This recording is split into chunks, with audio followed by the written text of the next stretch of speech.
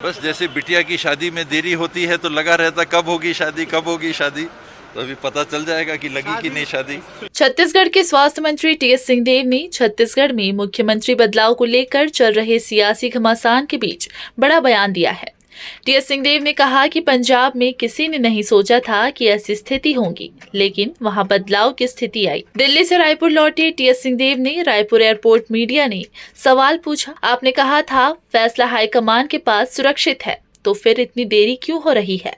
इस पर टीएस सिंहदेव ने कहा कि ये हाईकमान का विशेष अधिकार है कि जब मामला उनके पास है तो फैसला भी उन्हीं की तरफ से आएगा, कोई समय सीमा नहीं रहती, व्यवहारिकता की बात होती है। पंजाब में किसी ने नहीं सोचा था कि ऐसी स्थिति आएगी, कई कारण होते हैं, उसे देखकर हाईकमान निर्णय लेते हैं।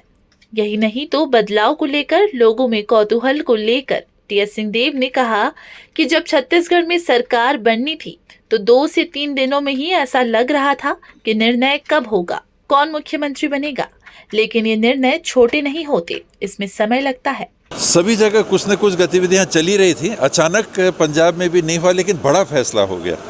ये जरूर है कि एक बड़ा फैसला हुआ, ये भी हाईकमांड की इच्छा शक्ति को प्रदर्शित करता है। तो हाईकमांड जो निर्णय लेगा स्वाभाविक है कि वो कार्य रूप में आएगा। अचानक से नहीं, एक प्रक्रिया है, चल रही है। अब लोग तो 2.5 साल की बात कर रहे हैं, 2.5 साल भी बीत गया, तो नई बात नहीं है। ये बातें कहीं ना कहीं चर्चा में रहती हैं। सर ये उसी चर्चा की अंजाम तक ले जाने की जो बात है वो निर्णय के रूप में आ जाए। ये शैलेश पांडे जी तो कह रहे हैं सर कि टीएस सिंहदेव के समर्थकों को टारगेट किया जा रहा है, इत्तेफाक रखते हैं आप उनके बयान? भावनात्मक व्यक्ति हैं, वो भावना में आते हैं और मन की जो बातें रहती हैं कई बार सामने आ जाती हैं। वरना सार्वजनिक जीवन में हम लोग जितना संयमित रहें, गुण दोष अपने जगह रहता है, जितना हम बच के चलें, बच के बोलें, उतना अच्छा रहता है। सर लेकिन पंकज सिंह पर एफआईआर हुई है, पंकज सिंह पर एफआईआर हुई, उसको कैसे देखते हैं? एक घटना हुई थी, जहाँ तक मैंने जानकारी ली कि आखिर बात क्या थी, तो संयोग से कहें या दुर्भाग्य से कहें, उस स्वास्थ्य विभाग की कमी को ही वो ठीक करने गए थे। और ये भी एक संयोग है, ऐसे तो किसी भी मरीज के साथ ये हो सकता है।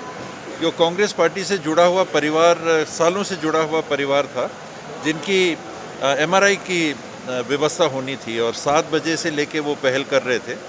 और पंकज यहाँ से गए, रायपुर से बाय रोड गए, तब से उनको खबर आ रही थी और वो भी पहल कर रहे थे कि हो जाए। तो सबसे पहले तो ये सिम्स के प्रबंधन की कमी है कि ऐसी स्थिति बनी ही क्यों कि किसी मरीज को 12 बजे तक रुकना पड़ा। मशीन ख़राब है, ठंडी है, गर्म है, फिल्म है कि नहीं। तो स्वास्थ्य विभाग को तो सबसे पहले ये देखना चाहिए कि स्थिति क्यों आई। वो बच्ची कह रही है कि हमसे 2000 मांगा गया था कि कम से कम 2000 रुपये लगेंगे तब ये होगा। तो ये सबसे पहले तो स्वास्थ्य विभाग के प्रबंधन की कमी को दर्शाता है। और लोग तकलीफ़ में रहते हैं तो आवेश में कभी कभी किसी को करो क्यों नहीं कर रहे हो काम, उसमें व्यवहार में कहीं कोई ऐसी बात हो गई हो तो सामने वाले ने एफआईआर दर्ज कराया है। पुलिस का काम है कि जांच करके और जो घटनाक्रम है उसके अनुसार फिर वैसी कार्रवाई। लेकिन सर आप कह रहे हैं सर विभाग की गलती है, तो क्या ये माना जाए कि कार्रवाई की जाएगी? डीन है जो सुप्रिटेंडेंट है उनके ऊपर। मैंने तो डीन को भी कहा, मैंने डीएमई साहब को भी कहा, विभाग के प्रमुख लोगों को भी कहा कि इसकी जांच होनी चाहिए कि आखिर ये क्यों ऐसा हो रहा है। क्योंकि अंततः देखिए वो मरीज फिर दूसरे अस्पताल में गया, तो शासन करोड़ों रुपए, हजारों करोड़ रुपए खर्च करती है पब्लिक की सेवा के लिए, और कहीं कर्मचारी या कहीं ना कहीं बीच में जिनकी जिम्मेदारी है वो अगर उसको पूरा नहीं कर पा रहे हैं तो बड़े अफसोस की बात। सर ये राहुल गांधी क्या है दौरे पर आने वाला है छत्तीसगढ़ के, क्या